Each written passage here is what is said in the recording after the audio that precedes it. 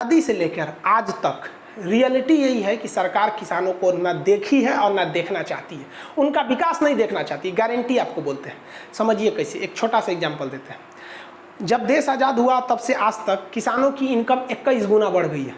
यानी 1950 की बात करेंगे और 2020 की बात करेंगे तो इस दौरान किसानों की इनकम लगभग 21 से 22 गुना बढ़ी है। आप 21 गुना मान के चलिए, 21 गुना इनकम बढ़ी है। यानी जो किसान 1 रुपया कमाता था 1950 में, आज वो 21 रुपया कमाता है। लेकिन इसी बीच जो सरकारी कर्मचारी हैं उनका इनकम 180 गुना बढ़ा है। यानी किसानों का इनकम 21 गुना और जो सरकारी कर्मचारी हैं उनका 180 गुना। जो टीचर बैठे हैं लोग ना, टीचर लोग, पहले टीचर की सैलरी नहीं थी उतनी, उनका 200 गुना बढ़ गया है। सोचिए। अब हम आपसे कहते हैं, आपके मन में आता होगा कि किसान सुसाइड क्यों करता है। जितने सरकारी टीचर हैं ना, उनका जो सैलरी 200 गुना बढ़ा है, उनको काट कूट के 21 गुना पे लाइए। और जितने सरकारी कर्मचारी हैं उनको 21 गुना पे लाइए। उनकी सैलरी जानती है कितना हो जाएगा? 9,000 रुपया। सरकारी मास्टर जो 1 लाख रुपया पढ़ा है उनका 9,000 हो जाएगा। फिर देखिए हर कॉलेज हर स्कूल में क्लास खोलेंगे ना, एक मास्टर लटकल रहेगा फांसी लगा के। आप समझ में आ रहा है किसान क्यों फांसी लगाता है? वाकई अगर किसी गवर्नमेंट को अगर किसानों की परवाह रहती है ना, तो वो वैसे ही बनाए जैसे एमआरपी होता है। एमआरपी हम आपको सिंपल बताते हैं। ये मेरा मोबाइल है, हम बहुत पुराना मॉडल का मोबाइल रखे हैं, ये बहुत है, 2016 का मोबाइल है। हम इसे 11,000 रुपये में खरीदे थे। इसका एमआरपी लिखा हुआ था 11,000 रुपये, यानी 11 कुछ समथिंग 1,999, 11,000 रुपये। कोई माई का लाल है जो बोल दे कि ये 11,000 का मोबाइल हम खान सर हम आपको 12,000 में देंगे या 15,000 में देंगे? नहीं दे सकते हैं आप। यहाँ पर मैक्सिमम रिटेल प्राइस एमआरपी होता है।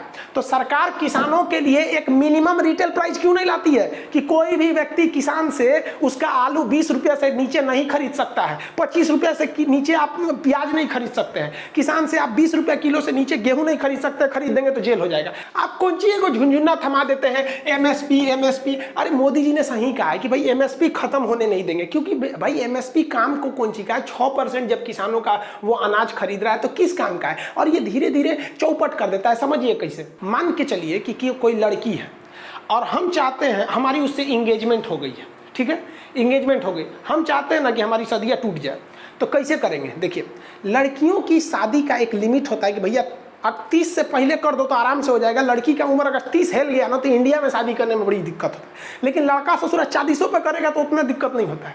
तो हम है लड़का, हमारा इंगेजमेंट हुआ है, हम ससुर जी से कहेंगे कि ससुर जी कहेंगे शादियाँ कर लीजिए ना, हम कहना अभी नहीं करेंगे, 2 साल बाद 3 साल बाद। उनको बस लड़कियाँ को हम 5 साल झेला देंगे ना तो घर लड़की के घर वाला समझ जाएगा लड़का भाग रहा है और खुद से शादियाँ तोड़ लेगा। सब जानता है कि अगर मान के चलो 10 साल और झेला के बाद कहेगा कि हम बियाह ना करेंगे तो लड़कियां हमारा और कहीं ना बियाह कर पाएगी। यही काम सरकार करेगी एमएसपी में।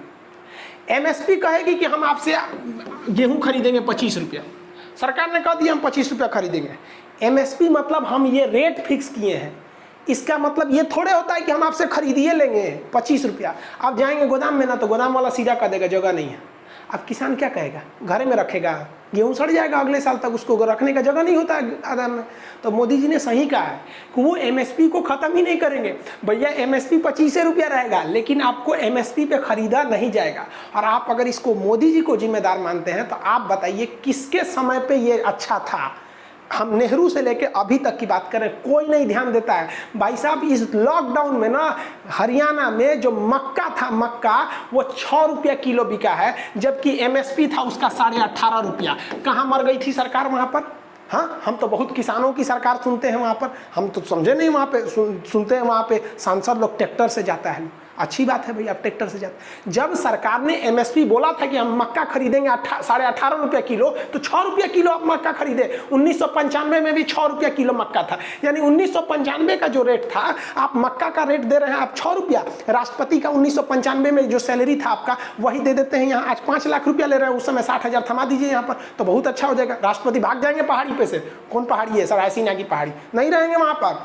और किसान को तो थमा दो भाई साहब, जो 90 में खरीदा वही यहाँ पे खरीद लेंगे। यहाँ पर क्या मतलब बनता है? अगर गवर्नमेंट रियल में आप किसानों की भलाई चाहते हैं तो आप इस दर से एक सामान का मैक्सिमम रेट होता है ना, उस तरह फिक्स कर दीजिए। फिर उस किसान को छोड़ दीजिए, आप मंडी दीजिए चाहे मत दीजिए, आपका मन आप एपीएमसी रखिए, आपका मन आप विदेश में बेचिए। किसान को फिक्स है कि भैया हम रात 2 बजे भी जाएंगे तो हमको 25 रुपया गेहूँ खरीदना ही पड़ेगा, चाहे तू अपनी अब्बा के खोपड़िया पे रखो, एफसीआई के गोदाम में जगह नहीं है तो तुम समझो तुम्हारा दिक्कत है, तुम्हारे पास हिंदुस्तान में इतनी जमीनें हैं, यहाँ पर 32 लाख किलोमीटर स्क्वायर रख लियो, किसानों के लिए गोदाम नहीं है, बात करते हो संसद भवन में रखवा दो, खाली ना रहता है, 3 गो सत्र चलता है, बाकी समय तो खाली रहता है, बाकी ग्राउंड में रखवा दो, नई जगह है, मुगल गार्डन है राष्ट्रपति भवन के पीछे बड़का, उसमें FCI का गोदाम खुल सकता है, वो सब रहेगा। 1200 कैटेगरी का फूल है हमारे राष्ट्रपति भवन में, महाराज की जय हो, लेकिन किसानों के रखने के लिए जगह नहीं है। मन करता ना माथा फोड़ ले अपना, हम पगला जाएंगे यहाँ पर। हम सच बताते हैं, हमारे देश की GDP को बचाया किसने? किसानों ने 3% का योगदान दिया, लेकिन खिलवाड़ किया जा रहा है उसके साथ। कोई भी गवर्नमेंट की बात करते हैं, कोई नहीं देता है।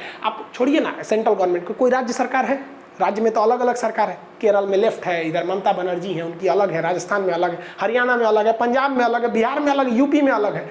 कोई कर दो, कोई कर दो भाई, MSP फिक्स कर दो, नहीं करोगे यार।